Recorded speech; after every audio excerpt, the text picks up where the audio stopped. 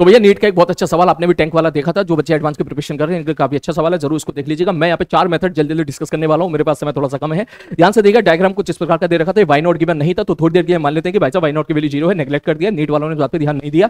तो अगर why not की वैल्यू अगर मैं 0 दे दूंगा तो हमारा डायग्राम कुछ इस प्रकार से बनेगा। अब ध्यान से देखा मेथड नंबर 1 कि सर जो भी पानी है ये वाला वाई नॉट को मैं नेगलेक्ट कर देता हूँ, ये जो हरा वाला पानी है, पानी इक्विलिब्रियम पर है, आगे वाला फोर्स बढ़ाओ पीछे वाला फोर्स होगा, मैंने इस पानी की एबिलिटी बनाई। कौन कौन से फोर्स लगेंगे सर? एक लगेगा एटमॉस्फेयर प्रेशर बेस्ड फोर्स, इतना क्रॉस सेक्शन है, अंदर एल लेंथ तक पानी भरा पड़ा है, यहाँ पर pressure at the centre of the ball into area of the ball, concept समझ गया होगा। दूसरा सर एसएल फोर्स इधर लग रहा होगा सरफेस टेंशन की वजह से, उसका एसएल कॉस थीटा इधर, एसएल साइन थीटा इधर। और तीसरा एक और है सर एस इंटू एल, यहां पे भी तो लग रहा होगा ना इस तरफ, सरफेस टेंशन की वजह से फोर्स लग रहा होगा क्योंकि एल लेंथ अंदर तक फैला हुआ है। फिर मैंने कि आगे वाला फोर्स बढ़ाओ पीछे वाला फोर्स, दोनों को बैलेंस कर दिया। तो ध्यान से देख, एसएल में जोड़ दिया पूरा तामझाम, एसएल में जोड़ दिया पूरा तामझाम, वाला फोर्स है एसएल कॉस थीटा प्लस ये वाला, इसको मैंने सॉल्व करा, सॉल्व करने के बाद मैं यहां तक पहुंचा। Theta is sine theta, sine theta is tan theta, tan theta is D by D X. तो थीटा की वैल्यू को D by D X put करूंगा तो D theta by D X आ जाएगा D two by D x square. मैंने इसको differentiate कर दिया, D theta by D X आ गया, इसकी वैल्यू यहां पर पुट कर दी, और जब इसको डिफरेंशिएट करोगे आंसर आ गया। मेथड नंबर 2 पे पिछले मेथड में हम लोगों ने हॉरिजॉन्टल डायरेक्शन में फोर्स बैलेंस किया था। अब अगर मैं वर्टिकल डायरेक्शन में बात करूंगा तो एमजी को ओवरऑल कौन बैलेंस कर रहा है? सरफेस टेंशन की वजह से लगने वाला वर्टिकल कंपोनेंट, क्योंकि प्रेशर ऊपर पी नॉट है तो यहां पर भी सब जगह प्रेशर पी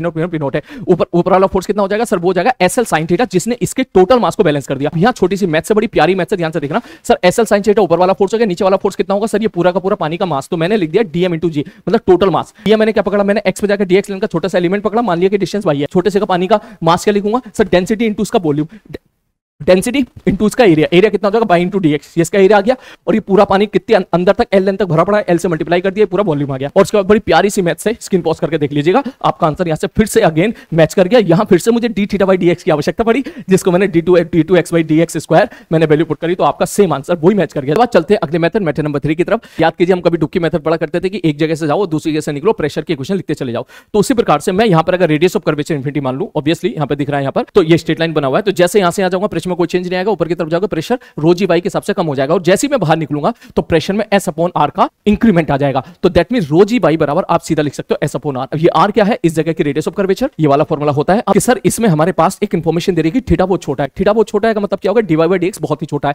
अब एक से तो बहुत छोटा हो गया, तो एक में कोई छोटी संख्या जोड़ोगे तो कोई फर्क नहीं पड़ने वाला, तो एक आने वाला है, तो दैट मींस ये पूरा टर्म तुम्हारा एक बन जाएगा। तो जो आर आई है वहां पर रेडियस ऑफ कर्वेचर वो आ जाएगी 1 upon y double dash, but double dash का मतलब d two y by D x square. R1 की वैल्यू मैंने यहां पर पुट कर दी, सॉल्व करके आंसर फिर से यहां पे सेम आ गया। अगला मेथड थोड़ा सा टाइम कमी होने की वजह से पीछे हट रहा हूं भैया, देख सकते हो आप लोग, it is a purely mathematics of d y by D x. आप याद करो d y by D x का मतलब होता था delta y by delta x if delta y is very small and delta x is very small. Same उसी pattern पर मैंने एक्स पे जाकर डी एक्स लेंगे, छोटा सा एलिमेंट पकड़ लिया है, बस मैं केवल इसी पानी के लिए क्वेश्चन लिख रहा हूं, केवल इसी पानी के लिए क्वेश्चन लिख रहा हूं। मैंने इसकी एबिलिटी बनाई है, तो मैंने यहां पर लिख दिया सरफेस टेंशन के बेस से जो नेट फोर्स आया that is equal to dm into g. Solve करा तो सेम आंसर फिर से आ गया। कौन सा मेथड आपको सबसे बढ़िया लगा नीचे कमेंट बॉक्स में टाइप करो।